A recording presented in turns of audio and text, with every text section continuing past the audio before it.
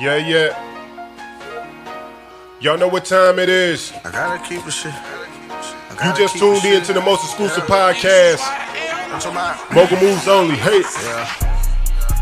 Hey. I gotta keep the shit 100%. And I got a Dallas legend in the building. Still I had dreams of a vent. You know what? You can't hear anything on the radio without this guy touching it right now, man. A real mogul in the game. A real OG in the game. You know, by when it's all said and done, man, we're gonna have to merge eardrummers and mogul media, man. I believe it's gonna happen. You know what I'm saying? You might know him as the engineer extraordinaire. Just dropped the fire album. A lot of things popping. You got the hottest song with Yella Beezy on the radio. That's his hands is all over that. We're gonna get into all of that. Yeah. Yo. My mama said all she wants is the best. I'm sorry, mama. Yo, you just tuned in to the most exclusive podcast, Mogul Moves Only, with your boy Big D the Mogul, aka Suge Diddy, aka Illuminati Jack, aka Heaven on Earth, aka Big Thanos, aka. One day I'm gonna come up with another one, man. Every episode I be trying to add one, bro, but I don't know. Yeah, you got them. My mind ain't all there. of them. So I got a confession, but you remember when we did the last podcast, right? Right. And so you know what my stance is on marijuana, right? Yeah. Remember we had that real extensive. For people who don't know, we had. If y'all go back and y'all check out that past episode, I said people who smoke weed end up smoking crack. And people who end up smoking crack end up sucking dick for crack, and that's what's always been my fear of smoking weed, right? Because I don't want to end up being that guy. You know what I'm saying? But I had edibles. Wait a minute. I did, bro. 3 weeks ago, man. Well, it was probably like 4 weeks ago. How long? When was your brother? Toya, when was your brother? Yeah, July 1st. That was. Whoa. Boy, I was in this thing stuck. I took them boys like 5 o'clock. What you get? It was them candies, them straws. Them Sour Patch straws.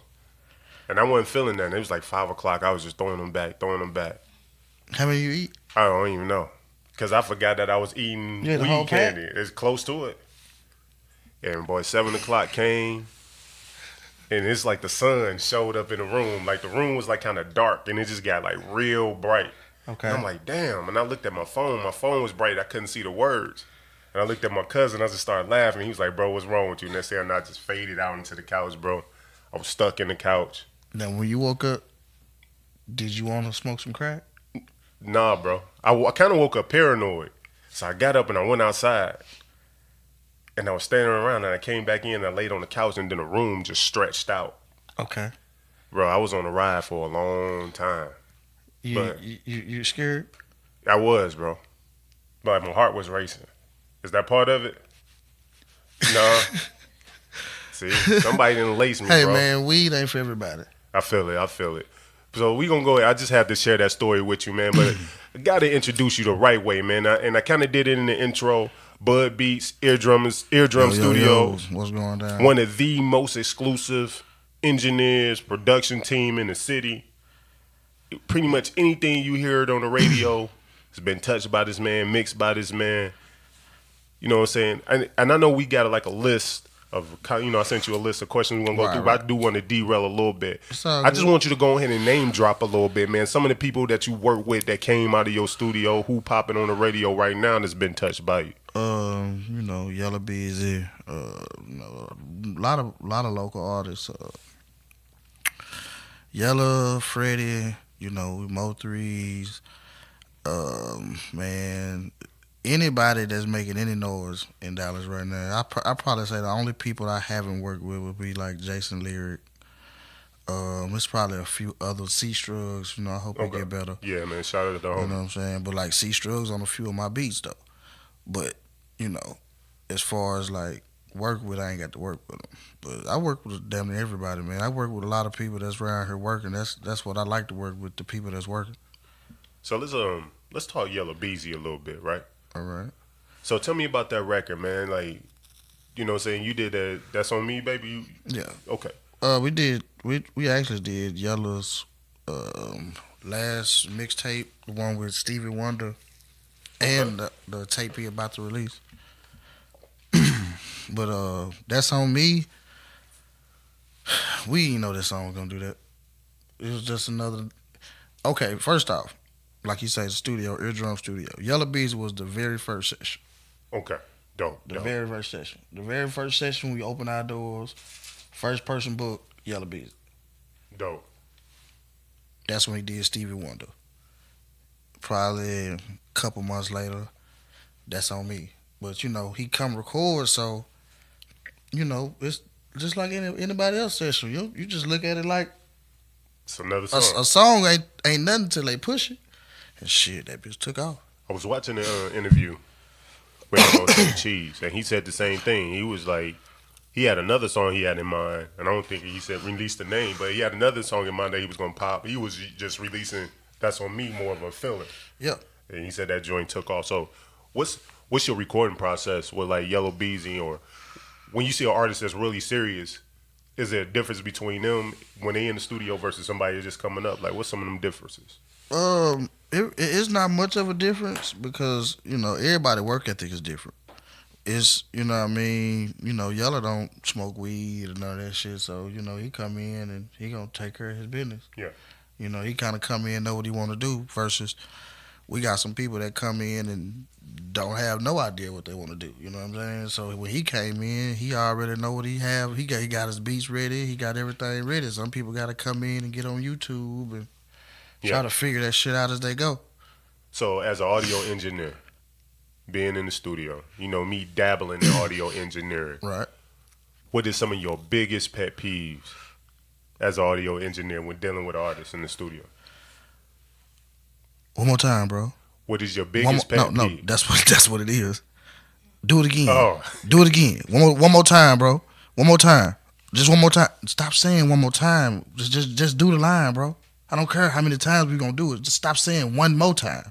Cause we done did it 6 more times after your first one more time. That's the thing. That's my biggest pet peeve. I hate recording people that don't know what they want to do. So like me, I freestyle. I don't know what the fuck I want to do. That's probably the biggest. So your whole album was freestyle? No writ? No this right. Kind of, damn, that's just. I get sidetracked when I write. I tell you what, and sometimes writing make you feel like homework. Yeah. Like you got to sit down and think too much. But we gonna wait until we get into the album. Okay. So your biggest pet peeve is one more time. One more time and end up being like 62 more times. One more time, bro. Come on, bro. One more time. One more time. One more time. That and I don't like when if I start mixing on your song and now you want to change the line. How often does that happen? Does that happen a lot? It depends on the artist. Like I say, you know, if I start mixing, like if I done did it and you come back a couple days later, like, hey, bro, I need to change something, that's different. But if you watching me mix this joint and then I've been mixing it for 45 minutes, you say, bro, let me change the line, fam. Come on, bro, nigga. I done chopped it up and put echoes on it. You want to change it now? Come on, fam. I feel you on that. So what's the worst client you ever worked with? You can say the name if you want to, but what was the worst client you ever worked with in the studio? Man, I don't know. Let's see. Worst client? Anybody you almost put on a ban list, like, bro, you know what? I really don't ever want to work with you again. Bro, okay. I'm not going to say his name, but I explain why it was a bad session. I'm a business owner. I work for myself. I don't work for nobody. When you come to my studio and record with me, I don't work for you. Facts. You know what I'm saying? So he come in and he made a little sly remark like, you know what I mean, like some slick shit. So I was like, fam, I don't work for you, fam. Fuck your money. You get the fuck out of my studio. Fuck your money. Fuck your session. Don't ever come back. You know what I'm saying? But like, don't treat me as if I'm your worker. You know what I'm saying? Because I'm not your worker, fam. I can turn your shit into sugar. So leave me the fuck alone and let me do my job.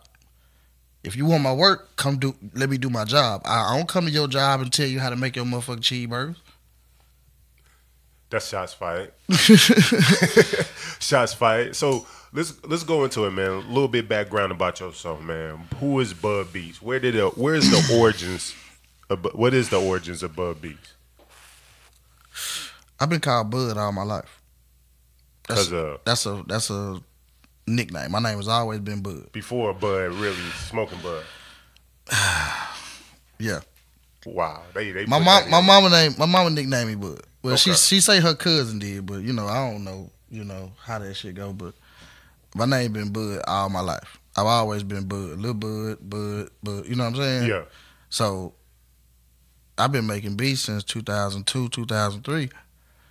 I didn't even start off as Bud Beats, but it was like shit. It was redundant. Why not be? So what was the first name? What was your first? Come on, man.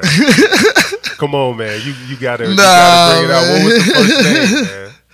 I don't want to talk about that. Come on, man. We can't move forward, bro. You gotta let the fans know, man. What was the first name? Whatever it was, it's not no more. We set the ground for the biopic. It's still beats out there with that name on it. Man, so what's the name? I'm not gonna say. I won't talk about that. What did it start with? What did it rhyme with? It don't rhyme with nothing. It started with a C though. But that's all I can tell you. Look, next question. Like what, man? I don't want to talk about it. It was something with somebody else. Okay. So I don't even want to talk about it. Okay. You know what I'm saying? Like it was something I was making beats with another nigga, and that name was all together. So okay, no just problem. Leave that whole thing alone. But we can kind of play Hangman if you want, and we guess the letters out. I'm straight. Okay, cool. So all right, so your mom gave you the name Bud. Yeah. You know what I'm saying? So because everybody assume Bud Beats is gonna be Bud Beats because of the Bud going viral this year because of Bud, and we're gonna also get on that in a second too. Well, so where are you from? Memphis, Tennessee. Orange Mound? Nah, North Memphis. North Memphis. So what was that like growing up in North Memphis?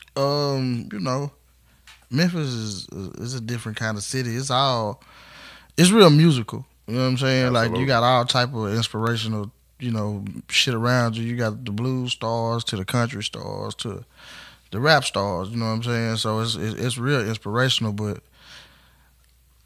behind all that, you know what I'm saying, it's real hard too. You feel what I'm saying? Like it's a lot of crime, a lot of gang activity, a lot of street shit going on. So me coming up, I was in the midst of kind of both. I was with my granny, we go to church, but shit, when they go home, we still in the hood. You feel what I'm saying? So I still got to deal with the type of shit that come with being in the hood. But man, it is what it is. My people came out here.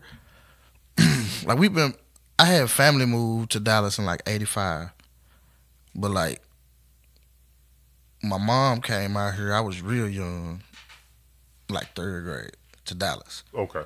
Went back to Memphis. You know what I'm saying? I came back like early 2000s, maybe a year or so, went back to Memphis. You feel what I'm saying? So it's kind of been a back and forth thing too. So it's been a little bit of Dallas, a little bit of Memphis. So it's like I always had both cultures. No doubt. You know what I'm saying? So. Okay. So when did you decide like music was your thing? At what point in your life, like give us like the time frame of your interest and when your music interest started and when you felt like, okay, you know what? I'm actually good at this shit. Well, middle school, I was on drumline. Okay. And I cut my shit off. Will be my phone ring. That's all good. In middle school, I was on drumline. Okay. So I started off playing snare. And I left Dallas. I started actually out here. I played the drums out here, and I moved back to Memphis. When I moved to Memphis, I kind of expanded. I was playing all the drums on the drum line. You know what I'm saying? So when I started doing that, I kind of ran into a cat that was making beats. What was his name again? I don't know. I can't remember the guy's name. It was just, honestly, it was a nigga in the neighborhood. Okay. I can't necessarily. I don't remember. Now I was trying to set you up because I thought you was gonna drop what your first name was. Nah, cool. It wasn't. But nah. So when I met him and we started making, he gave me the program. We didn't even make no beats together. He just really gave me the program. So I get the program, yada yada yada. Made a few beats. I thought them hoes was trash. Went online, stole some beats, and made a CD with my beats and the stole beats together, and gave them to a couple niggas. You know what I'm saying? When they listen to them, they like, them hoes hard. You know what I'm saying? They don't know that only a few of them hoes was really mine. Yeah. The other few was off the internet. But at that point, I was like, niggas ain't gonna never know. Facts. You know what I'm saying? So that joint pop. At that point, none of that shit gonna pop. You know what I'm saying? Yeah, like, I was just not coming that like if shit was how it is now, then you got that possibility. But back then, this was early 2000s. Wasn't nothing popping like that. You had to really have something going. Yeah, you need a machine. Like, you Yeah, really need you know somebody what I'm behind saying? you, straight up. Nowadays, you know, you give a nigga a beat CD and shit, you on tomorrow. So it's like, what, so 2000 is around the time you got into the beats? 2002, actually. 2002. What you was using, Fruity Loops? Fruity Loops. Okay. From the jump. I made a beat, I made my first ever beat, maybe like 99 on a PlayStation. What the hell? They had a video game or something, right? MTV Music Generator. Well, somebody else told me that. Yeah, Somebody else made a beat. I think that was Lil Pooh that told me he made a beat on that. It wasn't my shit. You know what I'm saying? I was at somebody else's house and I made one on there. You know what I'm saying? That was like my first ever beat though. So you was looking like, oh shit, this is dope. Yeah, like I was always interested in it. You know what I'm saying? Like I always been interested in making music because, like even then, like I say, 99, 2000, when I make that first beat, dude had a whole little bullshit ass home studio in his crib. You know what I'm saying? So I was just trying to get in where I fit in. Like I said, I always been into making music and shit. I think maybe back then I was writing raps, but none of that shit. Do you remember the first ever rap you ever spit? Fuck no. Nah. Hell no. So you move forward. So you start making beats. What was the aha moment? Like, yo, I'm dope as hell at this beat stuff. When I made my first mixtape. Okay. What's the name of that mixtape? It was some high school shit. My niggas they called themselves pranksters. Okay.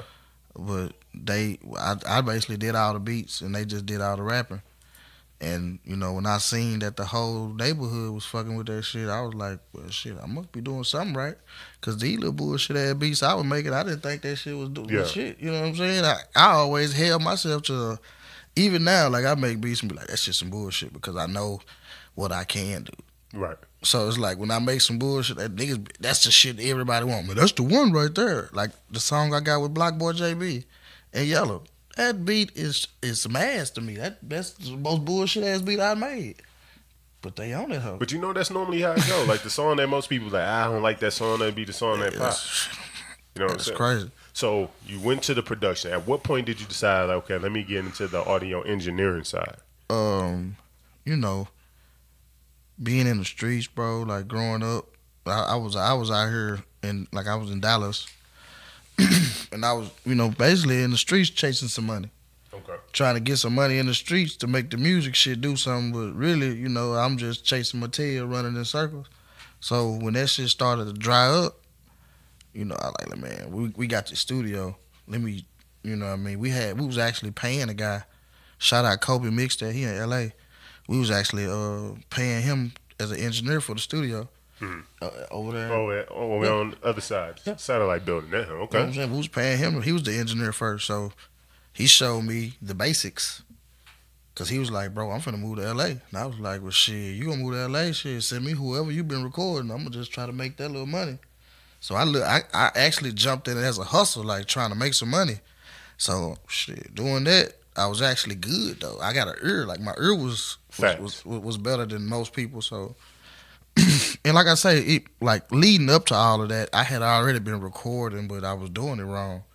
I was just recording, you know, recording like my artist Rollo the Pimp and shit like that. I was recording him, so I knew how to, but I didn't know how to mix or bus or none of that old, none of the shit that actually matters. So, you know what I mean? After doing that shit, I just shit came a hustle, and next thing you know, everybody was coming up there to the studio trying to record. That joint was booming. Like, you know what? So for those who don't know, man, how I met Bud, man, is we actually had a studio inside the same building. Well, that building had like a whole bunch of other studios too. And but no doubt, like out of everybody in that building, bro, I think I built more of a relationship with you. In fact, I was always trying to find a way like to merge it. And I'm still plotting, bro. Like, you know what I'm saying? When I get, 3 million I'm gonna start you off at like 125,000, bro. We're gonna go ahead and blend this joint, bro. I'm believing it's gonna happen, man. Something gonna happen, man. We looking for another space anyway. I want something more private.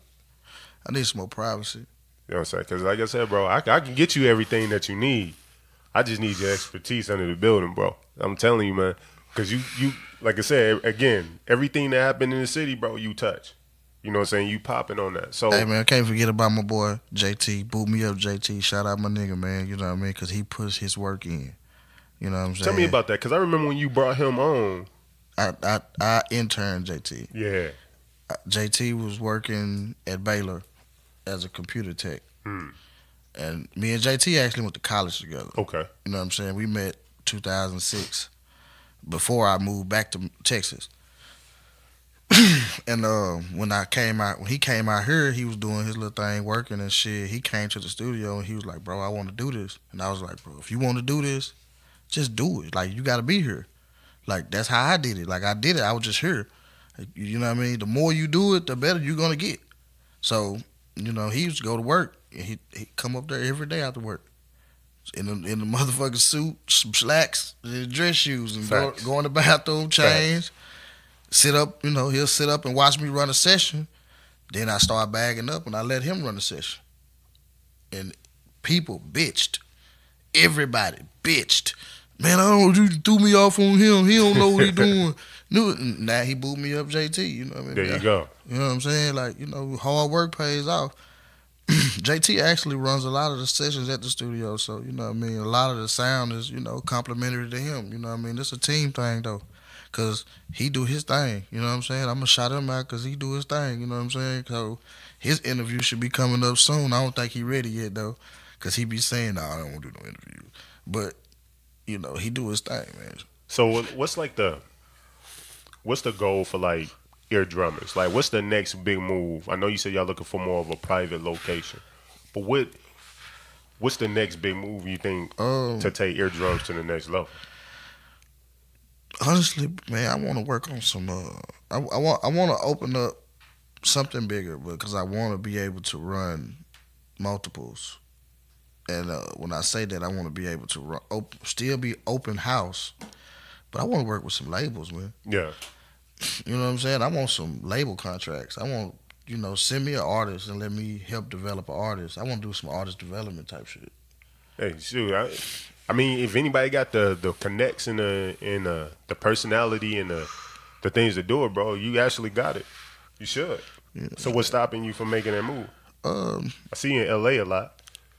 Well, we putting it together. Like I say, right now we working on a bigger facility so we can facilitate the situation and still everybody be comfortable. You know what I'm saying? Because I still want to keep my production side because I try to keep all the producers.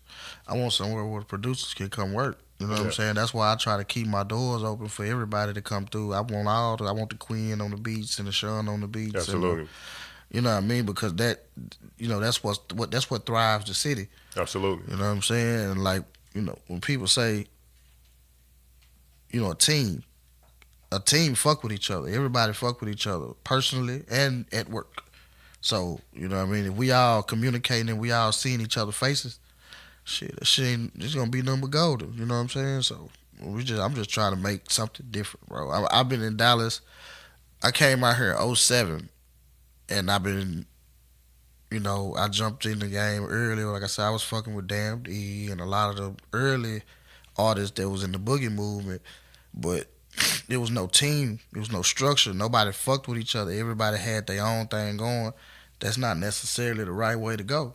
You know what I'm saying? Shit, we gotta put this shit in the pot together if we want all of us to get full. Yeah, fact. So I'm glad you brought that up. So coming out 07, doing the boogie movement, I got here in 2010. So I was coming at kind of close to the tail end of that boogie movement. Yeah. But looking at the music scene far as from 2007 to where it is now, how would you define it? Or compare the two, I guess. It's a lot better. You know what I mean? It's a lot more opportunity. Like, you know what I mean? The same people that was here in 07 are here now. And I'm not talking about the rappers, but I'm talking about these labels. Yeah. And all these people that's giving these people the money. What happened was, you you know, niggas was so gung ho about getting signed back then that a lot of niggas made bad decisions, and they was just, you know, the rap game is a dirty game. Well, I'm sorry, the music industry is a dirty game. Facts. You know what I'm saying? If you ain't smart and you ain't paying attention, a nigga can fuck you over in the blink of an eye. So, you know, a lot of niggas, they seen what niggas had versus what niggas offered. Niggas they showing you all this shit like, hey, we got this for you, but they ain't really telling you that, nigga, you ain't getting no publishing. You ain't really gonna do nothing. So when they signed up deals back in the day, and then they couldn't backdoor. Nobody really backdoored. Everybody had one hit wonders. Yep. Nobody backdoored and had a run. You know what I'm saying? When you you got to be prepared. Me, I'm not trying to be a rapper. I don't really want to be a rapper. I'm only doing this shit because I feel like shit. Why not? I've been a producer. I've been an engineer. You know what I mean? Shit. Why not try to be successful at what I can be? Okay. So my thing is this. Me and Fat Boogie was talking about this last night. And me and Pooh was talking about this as well. Who you think is the biggest artist out of Dallas right now? Excluding Post Malone. We're not going Yella. You think Yella's bigger than Cuban Doll and Asian Doll? Yes. Or because this is what I told Boogie. Boogie said the same thing. And Pooh actually said the same thing. This is my theory, right? I think Yella Beezy is absolutely the hottest artist right now. Right. Do we have a bigger fan base than Asian Doll yet? I don't know. I think Asian Doll got like a whole culture where people try to dress like her and actually try to emulate. I'm with you there, but only reason I say Yella. The only reason I say Yella is because, you know what I'm saying, he's I don't know. I guess seeing that he's more open to working with artists. Okay. So like when you will hear Yella on most shit, then you will hear Cuban and Asian. Like Asian been working. I give her clout. You know what I mean? The 10-17 move was a good move. Yeah. Like she been working. Cuban been working. You know, we actually worked with Cuban. We did a couple songs with Cuban. But I just don't feel like the content goes as far like Yella. No, I agree. No, you know what I'm saying? So like, that's what I'm saying. Like Yella, did any of Cuban songs make the charts? Probably not. Did any Asian songs make the charts? Not that I know of. So I'm not taking away so that he's hot. You know what I'm saying? Like as an artist. But do you make him bigger? The statistics. It's the music business. It's statistics. When you put it down on paper. Okay. So, you know, I really can't argue that. I mean, also, I ain't never really sat down and took the time to look at, you know what I'm saying, numbers. It's undeniable that Yella Beezy is really rocking right now. Now, if you're saying following, yeah. Cuban and Asian, they do have a bigger following, but. So then that go back to my thing. Did we say that, yes, Yella Beezy is the hottest artist out of Dallas right now? At the moment, yes. However, I feel like following fan base, I feel like Asian Doll has the biggest fan base. Now, I'm not saying that Yella Beezy won't get there. You know what I'm saying? I ain't saying he won't get there because he's on the rise. He's popping right now. So let me see something. Let's see, because I know they Asian and Cuban both signed right now, so I gotta see if. Hold on a second. Okay. So you go ahead, hit the button real quick. You dead over there? No,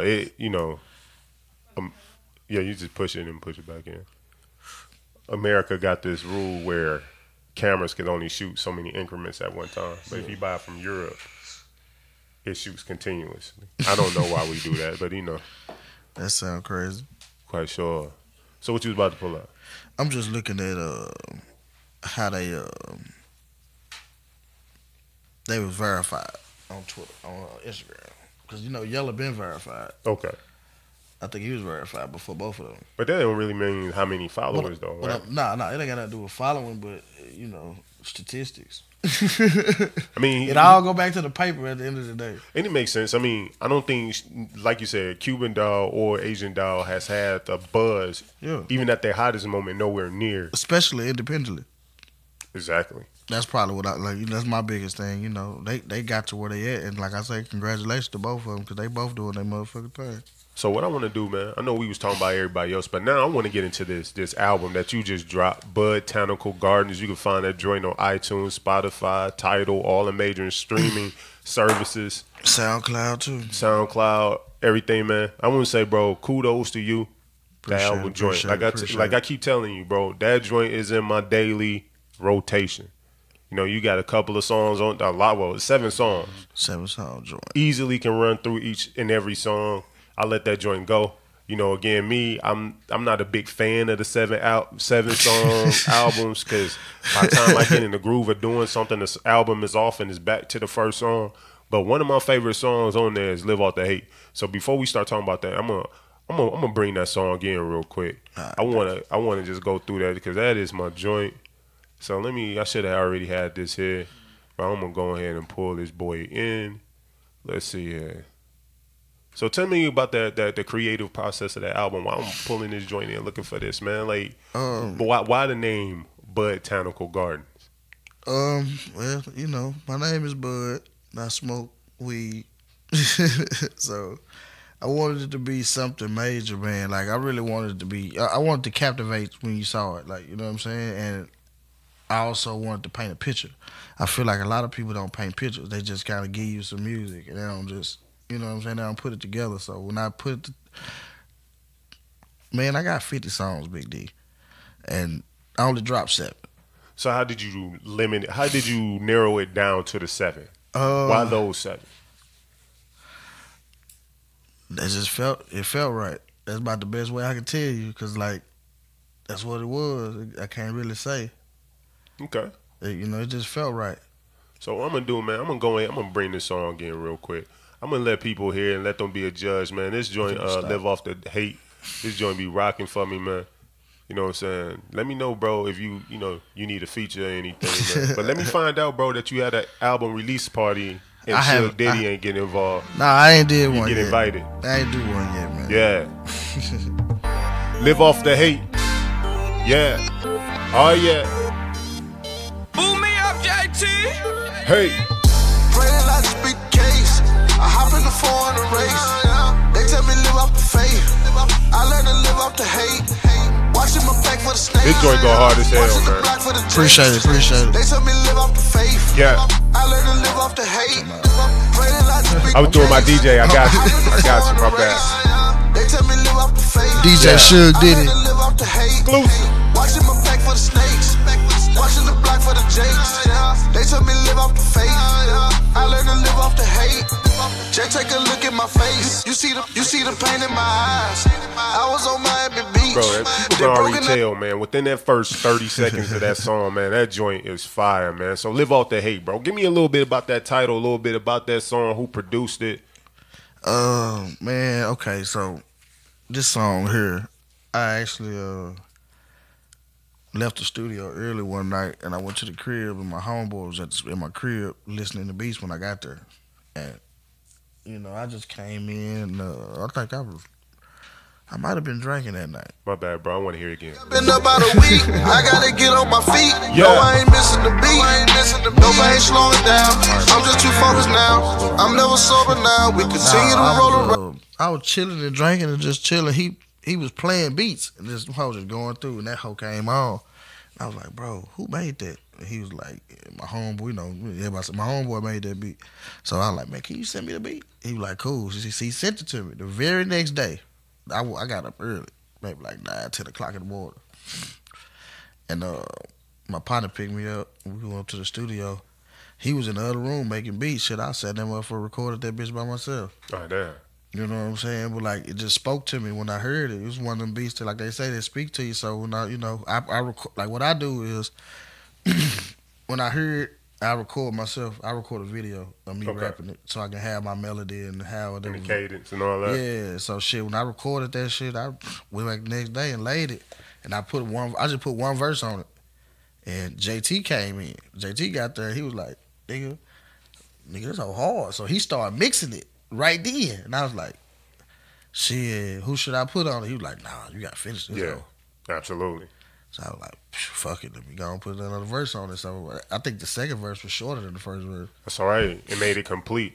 So, like, name some of the people, man, that's on the album, producers that you work with, couple of features you got on there. Like I said, producer, I think his name is Makai Beats. Okay.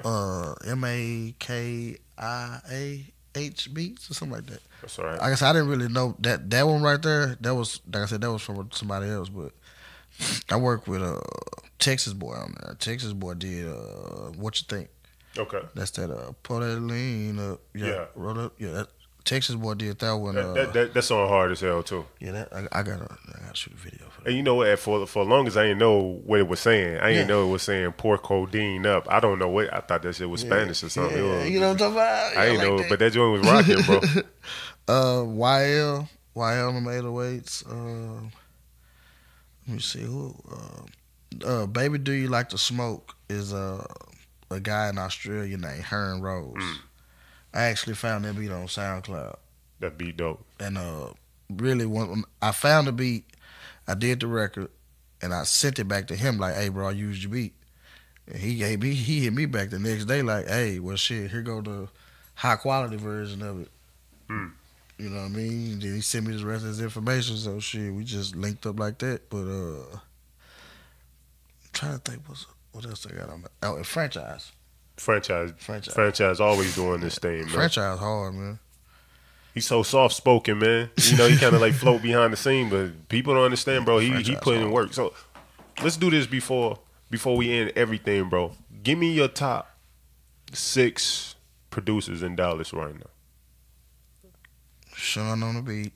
You give him number 1 or just whatever? I'm random with it, so okay. I don't, Sean on the beat, Franchise, Lil Mister, YL. What's that 4? Yeah, that's 4. Texas Boy. Who else? Bro, it's a lot of them, bro. It's a lot of 100. There you go. Hit My Productions. Bro, I don't know. It's I can't just name 6, bro. I'm gonna have to keep going. But you know what's crazy? Like, producers really be here. Yeah. I mean, you got Cardo. Yeah. They all be here. Shit. I had a show Friday night. No invite. Hey, man. Look. No, you know what, man? Y'all gonna quit disrespecting me, man. Like, dang, man. Niggas can't get no show. You know, it's all good, though, man. I hope you bombed it. Yeah, it was slipped off the stage. I'm trying to get warmed up. I'm supposed to be doing something in California in October, so probably performing for like the Kush stock. Hopefully, if all this shit goes through right. And speak about California just a little bit, man. I see you out there a lot. Like, you got some business ventures going on out there with you. Well, man, California is California, man. It's just nothing like it. When you be out there, you don't smoke weed, so I know to you it's a little different. But to me, it's wonderful.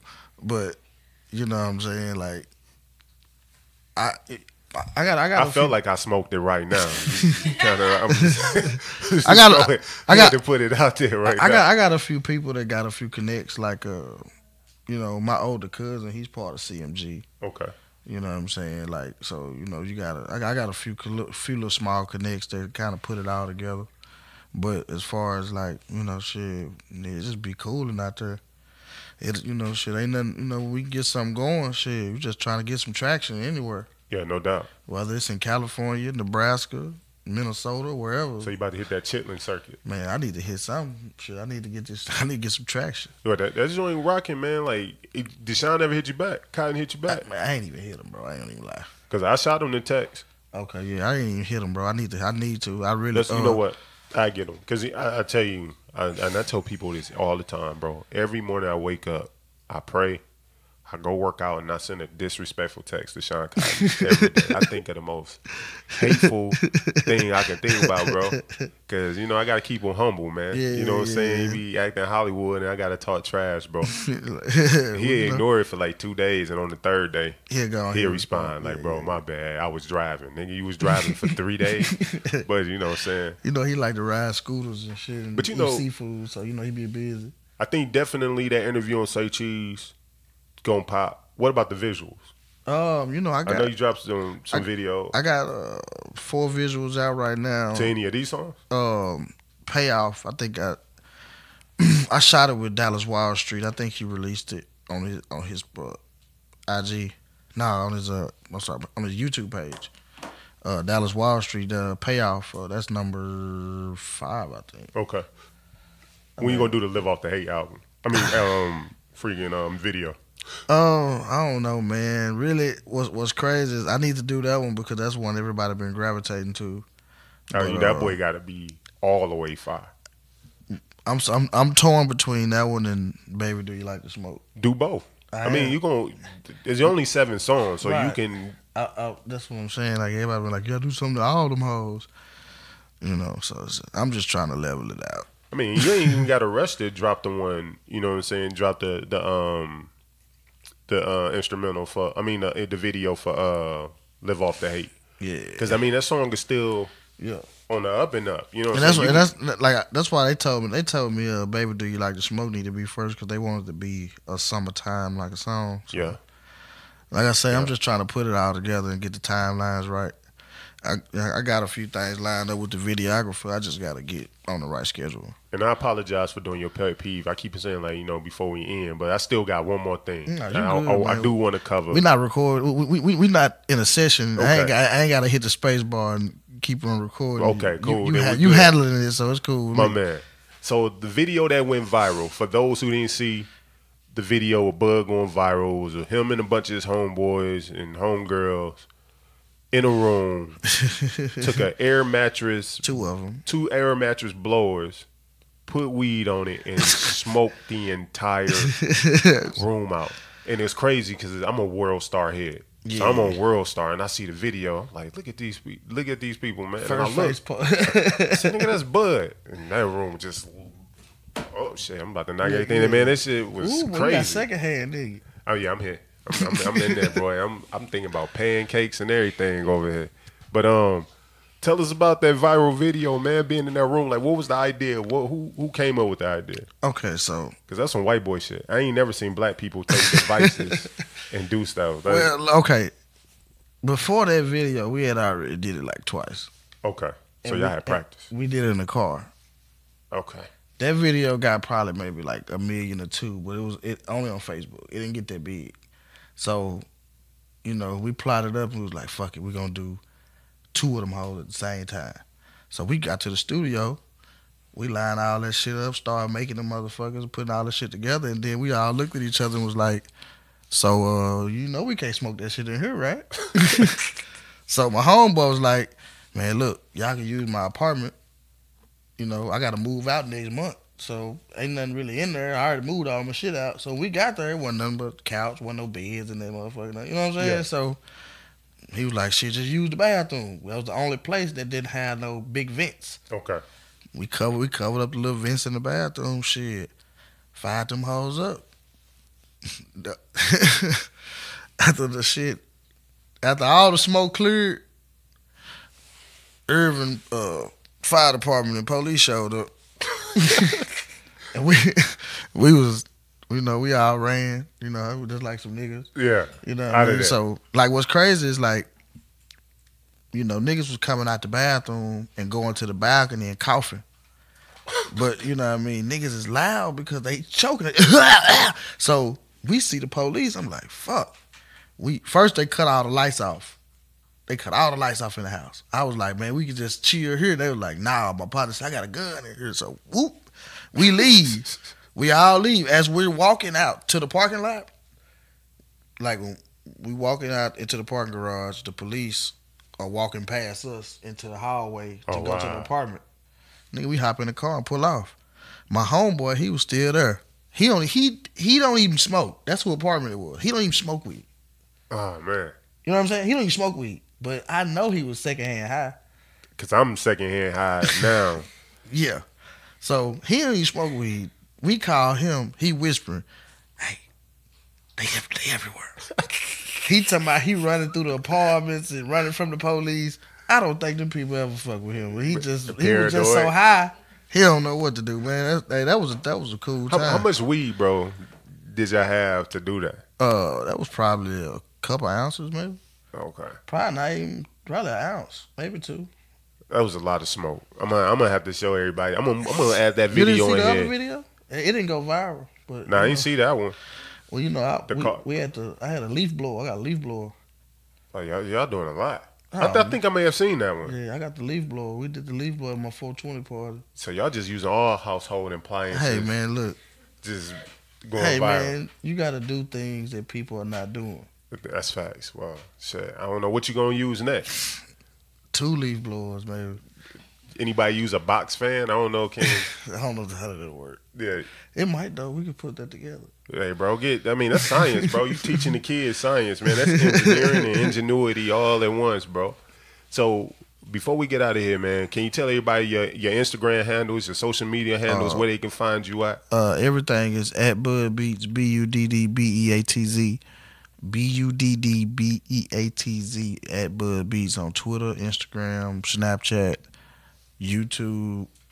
You know, it ain't too hard. It's the same at everything. At Bud Beats, you know what I'm saying? And if somebody ever wanted to like book a session at Eardrums, all that, how do they go about booking a session?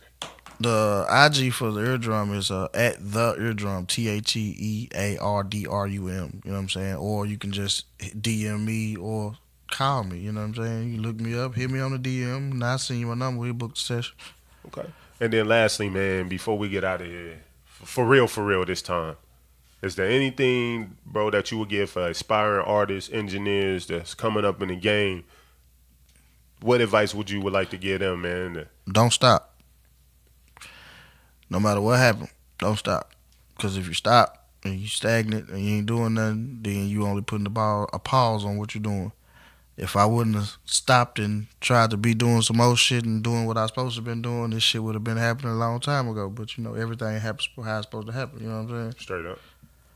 Well, man, hey, bro, I appreciate you coming through, man, rocking with me. This is another episode of Mogul Moves Only. Hey, and don't forget Buddtanical Gardens. Go get that.